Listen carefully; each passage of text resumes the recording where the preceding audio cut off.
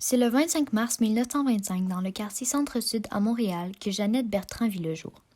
Elle est alors cadette d'une famille de 4. Jeannette a étudié à l'Université de Montréal, ce qui l'amène à devenir journaliste à la fin de ses études. Vers les années 1950, elle commence son travail au Petit Journal de Montréal et se voit confier une chronique qui la sensibilise au féminisme. Par la suite, elle devient animatrice radio pour l'émission quotidienne Mon mari et nous, diffusée par CKAC pendant plusieurs années. Au début des années 60, elle devient la confidente des adolescents à Comment Pourquoi, une émission où elle s'efforce de rassurer les jeunes et de répondre à leurs questions autant que le permet la société catholique de l'époque, c'est-à-dire en faisant l'impasse sur les relations sexuelles. Dans les années 2000, elle publie son autobiographie Ma vie en 3 actes. L'année suivante, elle soutient une réunion masculiniste et en 2013, elle consigne avec 20 autres femmes une lettre d'opinion intitulée Une charte pour les femmes. Jeannette a un jour dit « En ce moment, le principe de l'égalité entre les sexes me semble compromis au nom de la liberté de religion. » Ce qu'elle veut dire par là, c'est qu'il y a beaucoup de religions différentes avec beaucoup d'avis et de points de vue différents sur le droit des femmes et que cela sera difficile d'acquérir l'égalité avec tous ces différents avis. Jeannette a travaillé en tant que journaliste en défendant les droits de la femme. Elle a dit dans un article de Radio-Canada « Le féminisme, c'est très simple. C'est de vouloir qu'il n'y ait pas d'injustice entre les hommes et les femmes, qu'on soit égaux. On ne veut pas leur place, on veut juste être à côté, mais pareil. » Et elle a raison, puisque c'est certain que plusieurs pensent que les femmes veulent prendre la place des hommes, alors ils trouvent les femmes répugnantes de vouloir les remplacer, alors que ce n'est même pas le cas. Jeannette a aussi travaillé en tant qu'autrice en publiant des livres sur le viol, tels qu'un viol ordinaire, dans le but de sensibiliser les gens au viol. Il y a aussi sa suite, Un homme tout simplement. Dans une interview sur le livre Un homme tout simplement avec Radio-Canada, elle parle de l'homme comme étant un être avec un ego qui lui nie en disant que l'homme ne va pas chez les psychologues pour les problèmes de couple, parce qu'il croit que là où la psychologue va le juger ou encore le trouver faible. Rares sont les hommes qui y vont, selon elle. Au cours de sa vie, elle a gagné plusieurs prix importants tels que le prix de la santé et du bien-être psychologique en 1989, la femme du siècle en 1990, mais la plus récente, c'est la médaille d'honneur de l'Assemblée nationale au Québec en 2022. Jeannette a toujours été audacieuse et fonceuse car à ses 57 ans, elle a divorcé par cause de relations toxiques et elle affirme qu'elle en est fière et que plus qu'on attend, plus c'est dur. En plus qu'à cet âge, personne ou presque ne divorçait. Jeannette a toujours été à l'écoute des gens.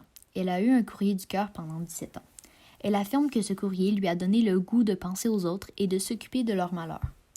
Jeannette exprime qu'elle redoute le jour où elle ne servirait plus à rien ni à personne.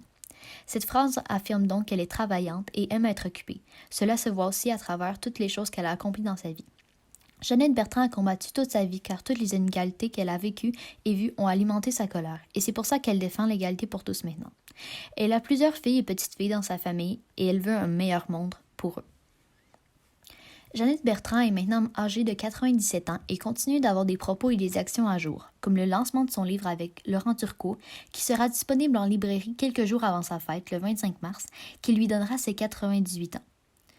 Le livre sera disponible autour du 16 mars, dépendant de la librairie. Voici maintenant Eliane qui a interviewé 2 personnes et un invité spécial pour connaître leur avis sur le sujet. Bonne interview et bonne semaine. Bonjour tout le monde et bienvenue à Document.tv. Ce soir, nous allons parler de Jeannette Bertrand et j'ai un invité très spécial. J'annonce Véronica. Bonjour, je m'appelle Véronica, j'ai 71 ans et voici Poco Loco. Ok, la question que je vais lui demander ce soir est si vous croisiez Jeannette Bertrand dans la rue, qu'est-ce que vous lui diriez? Je lui dirais merci, car tous les sujets plus ou moins tabous qu'elle a abordés très franchement dans ses émissions nous ont permis d'évoluer collectivement au Québec d'une façon très positive. Merci beaucoup pour votre réponse. Vous pouvez maintenant vous en aller. Okay. Donc, nous avons le deuxième candidat. Je vous présente Gaëtan. Salut, moi c'est Gaëtan. Ça va bien Gaëtan aujourd'hui? Ben oui, ça va bien. C'est cool. Personne qui nous regarde. Ouais, ok Gaëtan, j'ai la question pour vous aujourd'hui. Oui. C'est, est-ce que vous pensez que Jeannette Bertrand a changé beaucoup de choses au Québec? Ben, moi je trouve que oui, parce qu'elle a parlé de plusieurs différents sujets qui étaient vraiment mal vus par l'Église catholique, là, comme l'inceste, l'alcoolisme, puis le suicide. Là.